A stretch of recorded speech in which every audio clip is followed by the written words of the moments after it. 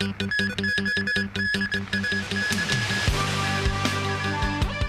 expansion of the elderly health care voucher Greater Bay Area pilot scheme to cover more medical sites on the mainland. What's billed as a game changer in the early detection of Alzheimer's disease.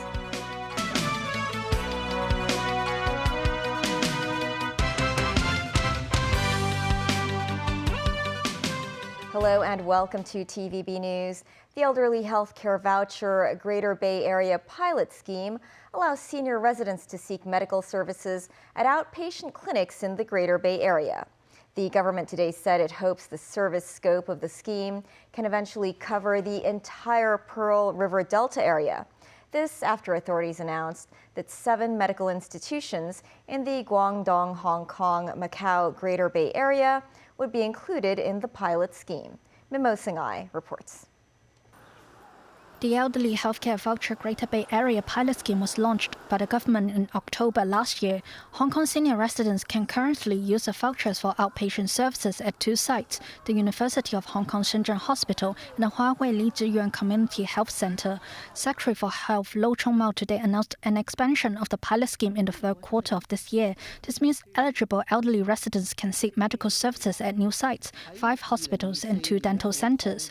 Some of the hospitals located outside Shenzhen include the First Affiliated Hospital, Sun Yat-sen University in Guangzhou, and Dongguan Tonghua Hospital.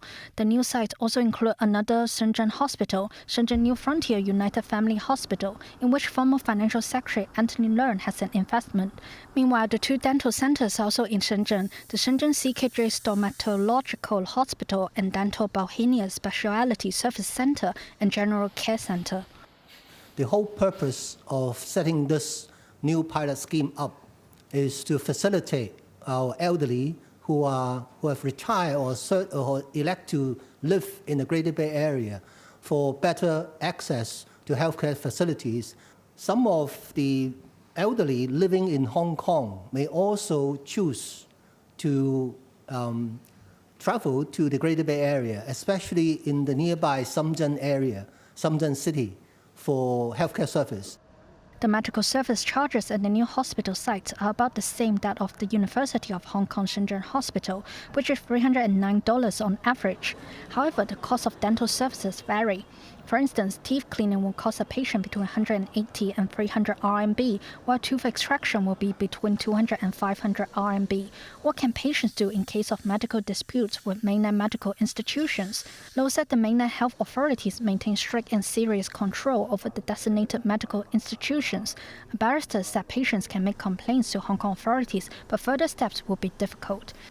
But in terms of legal proceedings, that would be another matter. They would then face difficulties in terms of jurisdictional problems, because commonly speaking, one jurisdiction will only take care of the matters happen in that jurisdiction. Mims 9, TVB News. About 1/3 of elderly people aged 85 or above have a chance of developing Alzheimer's disease, and traditional methods of diagnosis are usually invasive and expensive. To address that problem, the Hong Kong University of Science and Technology has developed a simple test that can detect Alzheimer's 10 years before symptoms develop with just 1 drop of blood. Jackie Lin spoke with the university's president, who helmed the game-changing research efforts. More than 50 million people are afflicted by Alzheimer's disease worldwide, and that number is set to double by 2050. Now, a cutting-edge screening method has been developed by a research team spearheaded by renowned neuroscientist Nancy Ip, who's also president of the Hong Kong University of Science and Technology. It's set to facilitate early detection of the ailment with just 1 drop of blood. It's certainly a game changer. Currently, there are existing approaches for diagnosis, and it includes brain imaging, it includes analysis of the pathological proteins in the cerebrospinal fluid, right? But these procedures are either costly or invasive. Using the new blood test, people can be screened for the accumulation of toxic amyloid beta in the brain, a key biomarker of Alzheimer's disease. 1 drop of blood would be sufficient for the diagnostic test. And it's very simple because, it's just the ability for us to assay 21 proteins that are, highly associated with the disease. The test can detect Alzheimer's 10 years before symptoms develop with an accuracy rate of 96%. For other mild cognitive impairment, an 87% accuracy rate as well. Professor Ip said the early diagnostics complement the new Alzheimer's medication Leqembi, just out last year in the U.S. and proven effective in slowing disease progression for early Alzheimer's disease. So the goal is to have early identification, early diagnosis, and early treatment. While their blood tests cover Chinese and European demographics, Professor Ip also told us they hope their diagnostics could expand to even more Belt and Road countries encompassing Central Asian and African countries for even more global reach. Jackie Lin, TVB News. Israeli Prime Minister Benjamin Netanyahu on Sunday brushed off growing calls to halt the military offensive in Gaza, vowing to finish the job. Benny Gantz, a member of Netanyahu's war cabinet, said Israel would invade Rafah, where 1.5 million Palestinians are sheltering, if Hamas doesn't release around 130 hostages by the Muslim fasting month of Ramadan, which starts around March 10th. The U.S. is against any action in Rafah unless Israel has a viable plan to evacuate displaced Palestinians. Nazvi Karim with more. In Jerusalem, a defiant Netanyahu hit back. Today, the president of Brazil, by comparing Israel's war in Gaza against Hamas, a genocidal terrorist organization, to the Holocaust, President Silva has disgraced the memory of 6 million Jews murdered by the Nazis, and he's demonized the Jewish state like the most virulent anti-Semite. He should be ashamed of himself. Netanyahu has for weeks been under pressure to curtail Israel's bombardment in Gaza, with 2/3 of almost 29,000 Palestinians killed, reported to be women and children. On Sunday, the Nasser hospital in the district of Khan Yunis was put out of action, according to the World Health Organization, after Israeli troops stormed the facility. Israel said 200 fighters surrendered at the hospital, and IDF troops also found a car stolen from Israel near the facility, as well as medicines from Israel meant for hostages held by Hamas. Gaza officials reported Palestinians killed in strikes in Gaza City, Khan Yunis and Rafah.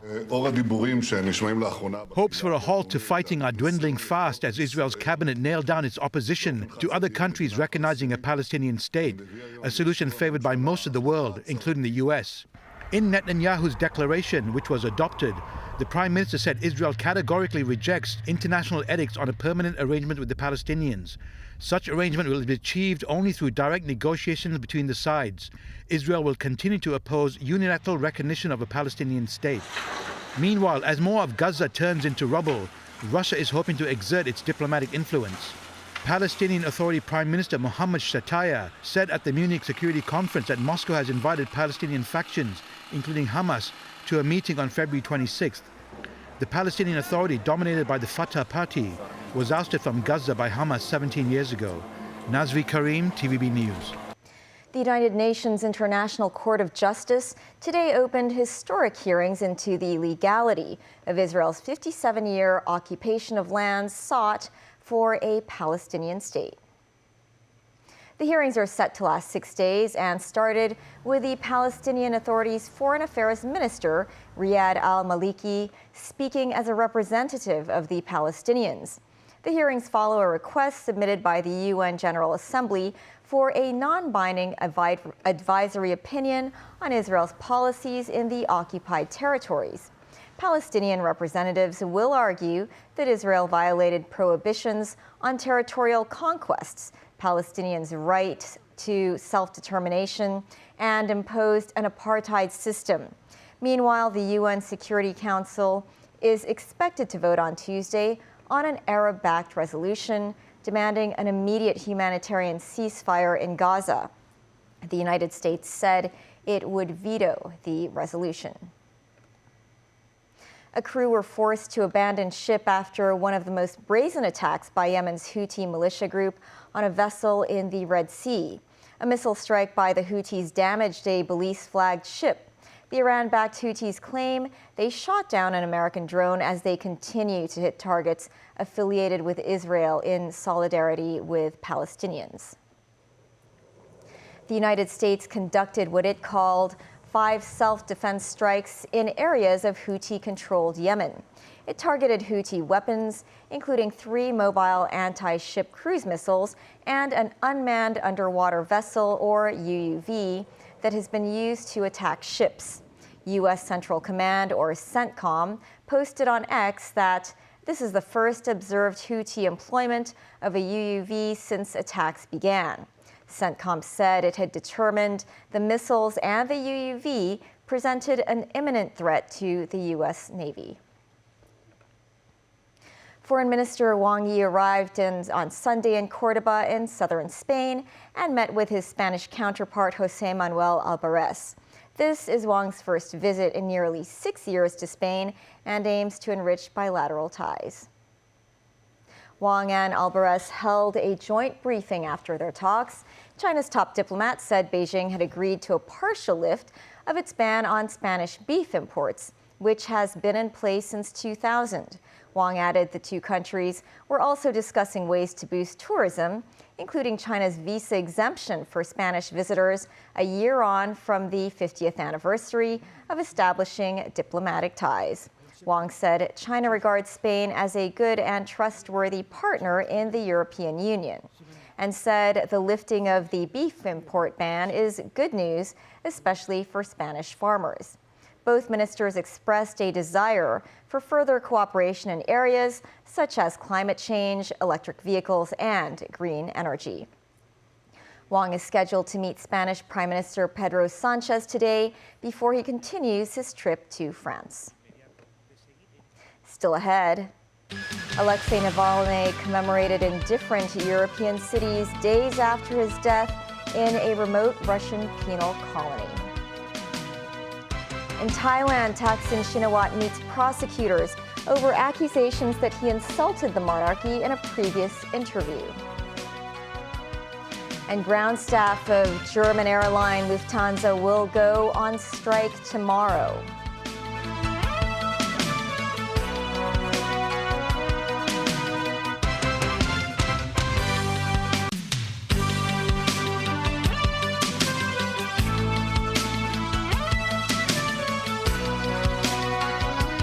Welcome back. Alexei Navalny's relatives are demanding Russian investigators determine the cause of his death.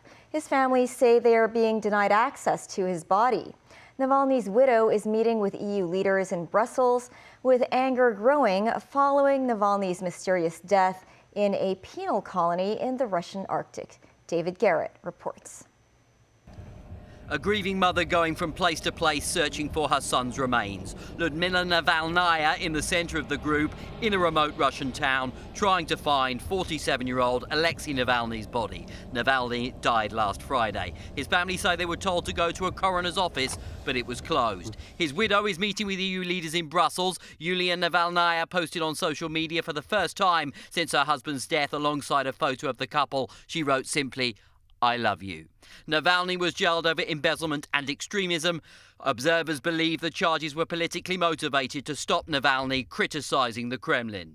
What has happened reminds us all of the repressive and oppressive nature of the regime in the Russian Federation and of how President Putin has ruthlessly put down any opposition. In London, near the Russian embassy, a shrine of flowers began taking shape in Navalny's memory. One message of condolence read, "You can kill the man, but not the truth." Putin, the killer! In Germany's capital, anti-Putin activist group Pussy Riot held up banners in Russian and English accusing the Kremlin of murder. Wearing pink balaclavas, they chanted, "Putin, the killer." Flowers again covered the pavement as 450 joined the protest. Felt like hope is there because Navalny is alive, and we totally thought that he's going to become our Nelson Mandela and that he would be the unifying figure for the Russian opposition. And well, now we're in a much darker place. This group marched past the Russian embassy, calling on their own politicians to get justice for Navalny. Germany has summoned the Russian ambassador to Berlin. Bulgaria, Georgia, Lithuania, Romania and Portugal saw shrines erected as demonstrations aimed at Putin spread throughout Europe. Inside Russia, Muscovites laid flowers at a site dedicated to victims of Stalin-era political repressions. These Russians described Navalny as a hero. They braved freezing temperatures and potential arrest to pay tribute. Thousands attended at sites across Russia as more than 30 cities played host to floral tributes. Around 400 demonstrators were arrested, according to a human rights group. David Garrett, TVB News. Thailand's former Prime Minister Thaksin Shinawatra today met prosecutors a day after his release on parole from a police hospital in Bangkok. He had spent 6 months serving time for corruption-related offenses. The former leader reported himself to the Office of the Attorney General on the charge that he insulted the Thai monarchy during a 2015 interview in South Korea. According to a spokesperson for the office, the Attorney General took into consideration a statement of defense submitted by Thaksin and saw that there were issues to be investigated further. At the same briefing, the Director General of Thailand's Department of Criminal Cases said Thaksin appeared critically ill. I sat down and talked with him. He had no voice and he looked genuinely ill, the official said. Thaksin was seen on Sunday wearing a neck brace and is reportedly suffering from high blood pressure, heart issues, and back pains. Ground staff of German airline Lufthansa will go on strike tomorrow.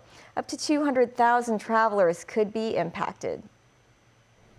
25,000 are striking after they failed to receive a 12.5% pay rise.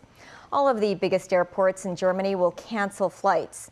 The Verdi union called for a second day of industrial action after a previous walkout on the 7th of February resulted in 1,000 cancellations. They rejected the latest pay increase. The airline said staff had been given a far-reaching offer. Strikes have halted several transport systems in Germany recently, with worker anger growing amid high inflation. Back locally, the national security trial of media mogul Jimmy Lai entered its 28th day. Former associate publisher of Apple Daily, Chan Poi-man, continued her testimony as an accomplice witness. The trial resumed after the Lunar New Year holidays at the West Kowloon Law Courts. The prosecution presented to judges the front page ad of Apple Daily on May 4th, 2020, and an editorial article published the following day. The ad reimagined the Chinese characters freedom into a prison-like sketch with a bilingual line that reads, "Freedom has become a crime, no turning back." When asked why the ad was mentioned in the editorial, Chan said it was because the ad gained traction online after seeing various derivative creations online. She said they did not intend to turn the ad into news. The editorial column was written by political beat reporters, Chan added. When asked if Lai will discuss with Chan over his column, Chan said no. That's the news. Stay tuned for Pearl Magazine up shortly. Bye for now.